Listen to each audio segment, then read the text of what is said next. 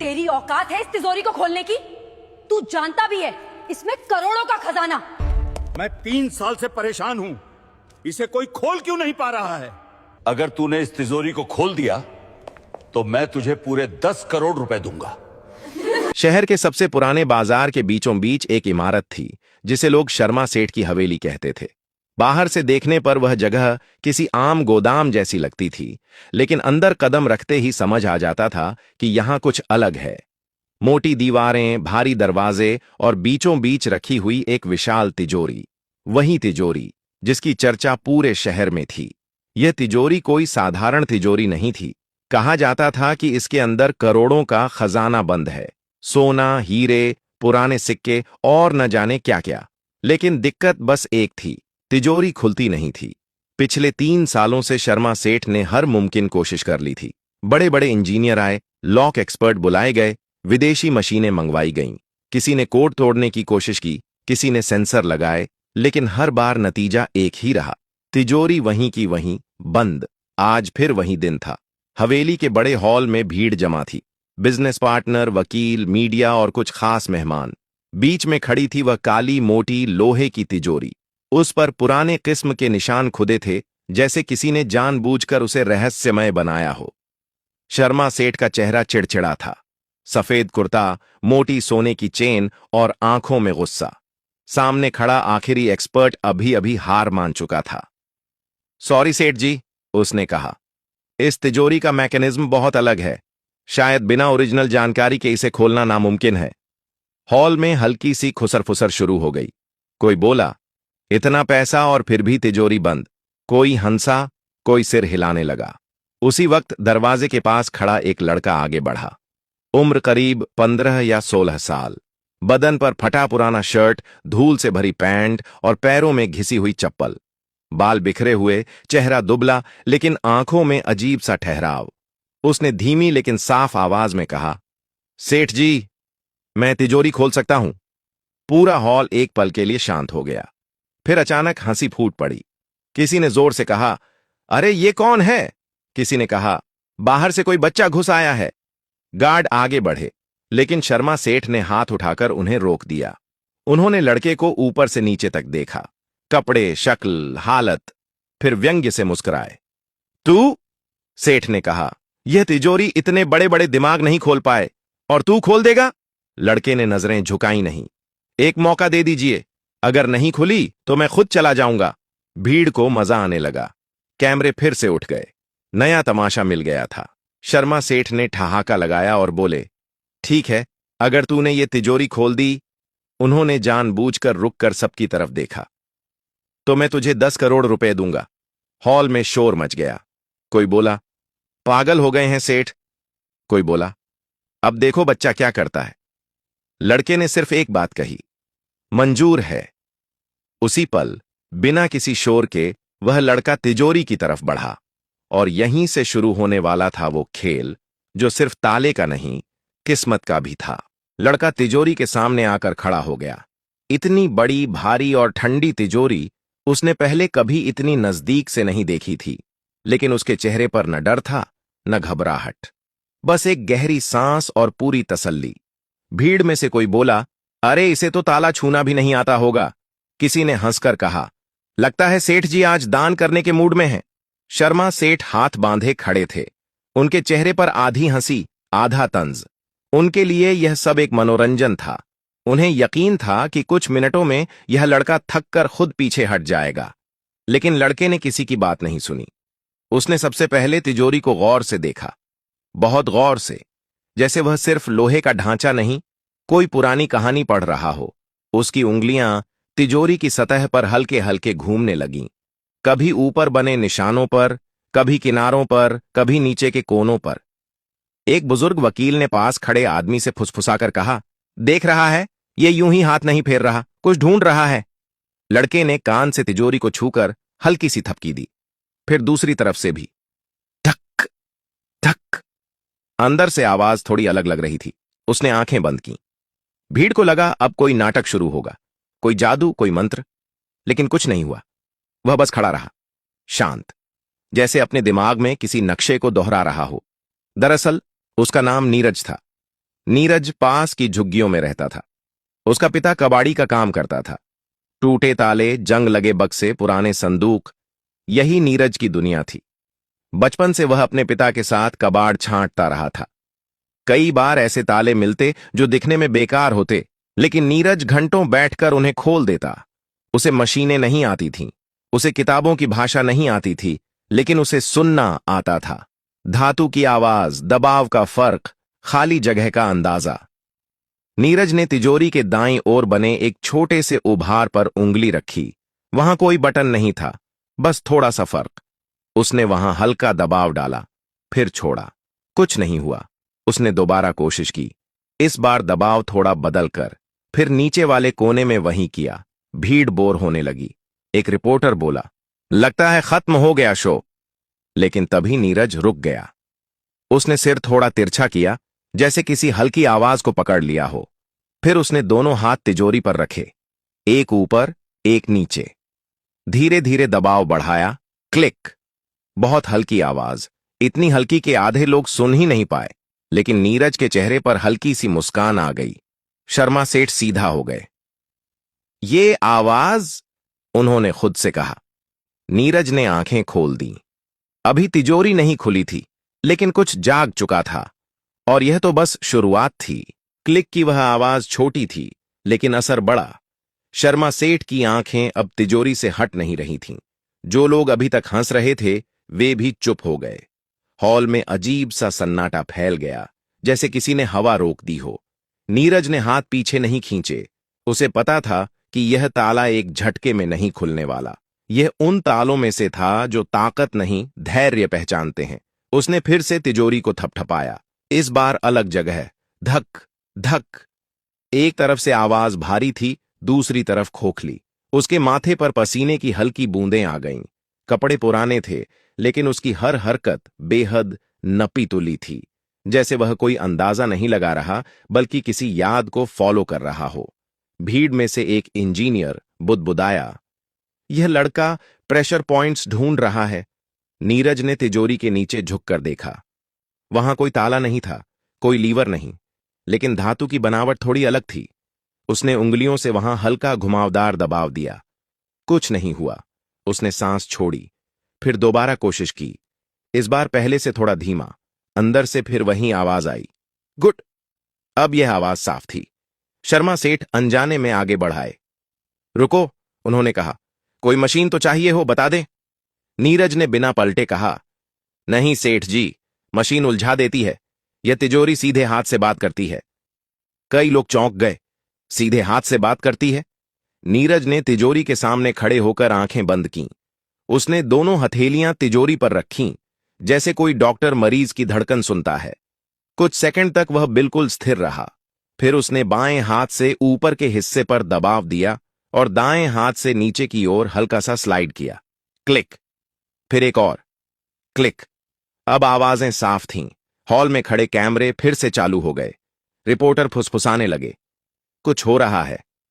यह बच्चा सच में कुछ कर रहा है। नीरज के दिमाग में उसके पिता की आवाज गूंज रही थी, हर ताला जल्दी नहीं खुलता बेटा, पहले उसे समझना पड़ता है। उसने तिजोरी के किनारे पर उभरे एक बेहद छोटे निशान पर उंगली रखी। यह निशान जंग जैसा लगता था, लेकिन असल में वह जानबूझकर बनाया गया था। उसने वहां दबाव डाला, धीरे, लगातार। अचानक तिजोरी के अंदर से भारी चीज के सरकने की आवाज आई। गुड। धड़। भीड़ में किसी ने सांस खींच ली। अरे! नीरज ने हाथ हटा ली। वह जानता था, अभी नहीं। अगर वह जल्दबाजी करता तो सब फिर से लॉक हो जाता। उसने एक कदम पीछे लिया, गहरी सांस ली, फिर आगे बढ़ा। अब तिजोरी सिर्फ एक लोहे का डिब्बा नहीं थी, वह जाग चुकी थी और पहली बार वह खुलने के लिए तैयार लग रही थी। नीरज एक कदम पीछे हटा तो कई लोगों को लगा कि वह हार गया। भीड़ में फिर से हलचल होने लगी। बस इतना ही? अब थक गया होगा। देखा, कहां था ना? लेकिन शर्मा सेठ ने इस बार किसी को कुछ कहने नहीं दिया। उनकी नजरें तिजोरी पर टिकी थीं। उन्होंने साफ देखा था, तिजोरी के अंदर कुछ हिला था। वह कोई भ्रम नहीं था। नीरज ने अपनी हथेलियों को आपस में रगड़ा। पसीना था, लेकिन हाथ कांप नहीं रहे थे। उसने नजर उठाकर तिजोरी को देखा। अब वह उसे बाहर से नहीं देख रहा था, वह उसके अंदर की तस्वीर अपने दिमाग में बना चुका था। उसने धीमी आवाज में कहा, सेठ जी, अगर मैं गलत हुआ तो यह तिजोरी फिर से पहले जैसी बंद हो जाएगी, फिर कोई भी इसे नहीं खोल पाएगा। हॉल में खड़े कुछ लोग चौंक गए।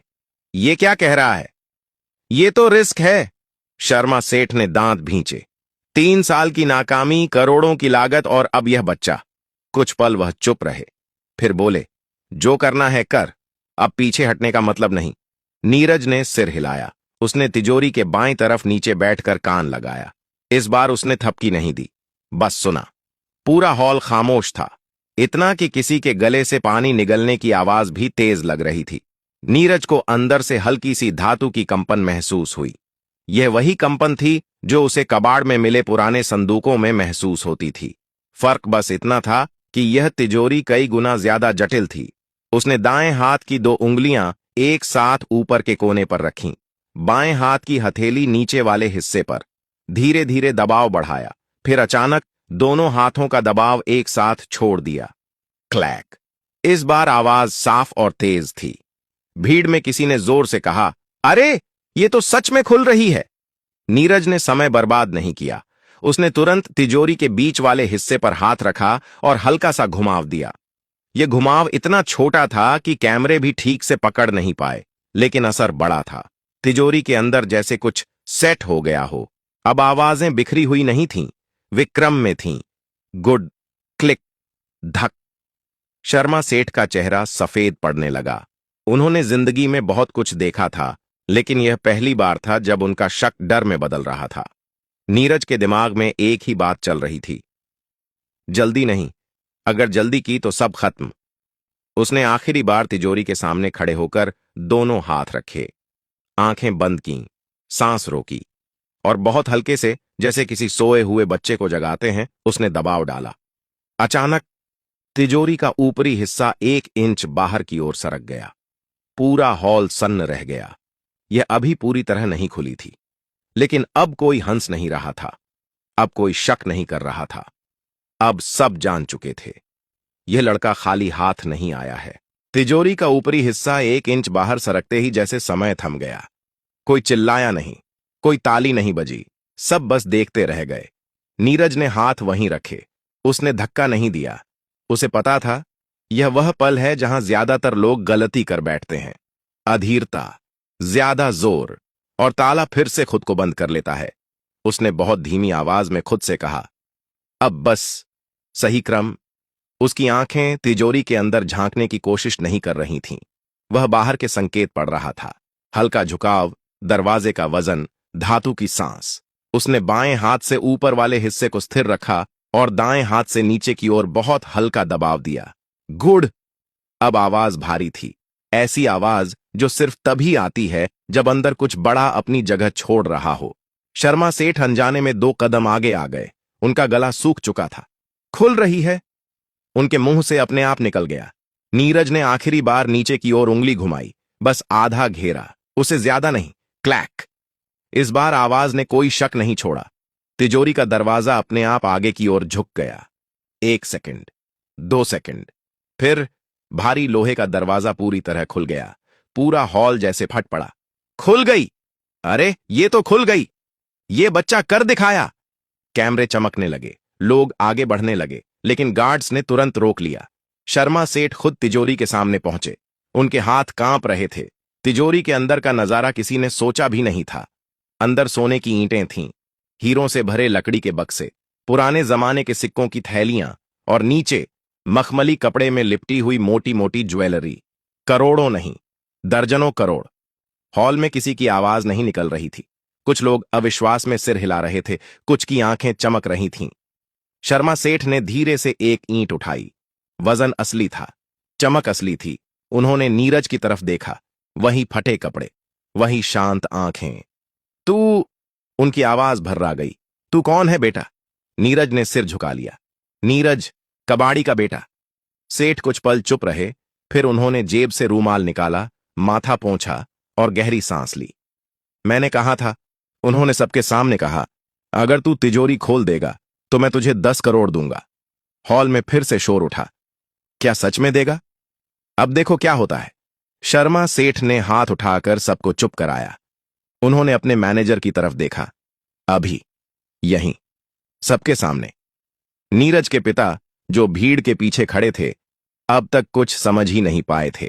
उनके पैरों से जैसे जमीन खिसक गई हो। लेकिन नीरज की नजर तिजोरी पर नहीं थी।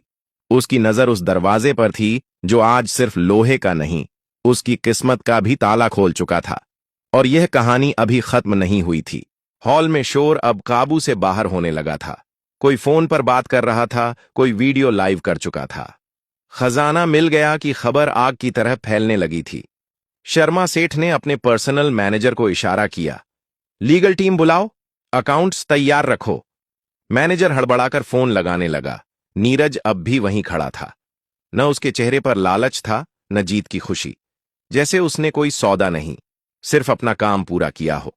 शर्मा सेठ उसके पास आए। पहली बार उनकी आवाज में सख्ती नहीं थी। तू जानता है 10 करोड़ क्या होते हैं? नीरज ने सिर हिलाया। इतना कि मेरे पिता जिंदगी भर कबाड़ उठाकर भी नहीं कमा पाएंगे। भीड़ में खड़े कुछ लोग असहज हो गए। ये बच्चा सीधा बोल रहा था। सेठ कुछ पल उसे देखते रहे, फिर बोले, तो फिर भी तू डर नहीं रहा? नीरज ने जवाब दिया, डर तब लगता है जब ताला समझ ना आए। सेठ हल्का सा मुस्कुराए। शायद पहली बार किसी ने उन्हें ऐसा जवाब दिया था। तभी नीरज के पिता आगे आए। उनका नाम रामदीन था, कपड़े और भी ज्यादा पुराने, आंखों में घबराहट। सेठ जी, उनकी आवाज कांप रही थी। लड़का बच्चा है, अगर कोई गलती हो गई हो तो। शर्मा सेठ ने उन्हें रोक दिया। गलती? इसने मुझे 3 साल का सिरदर्द खत्म कर दिया। उसी वक्त लीगल टीम पहुंच गई। कागज खुले। कैमरों के सामने सब कुछ साफ साफ हो रहा था।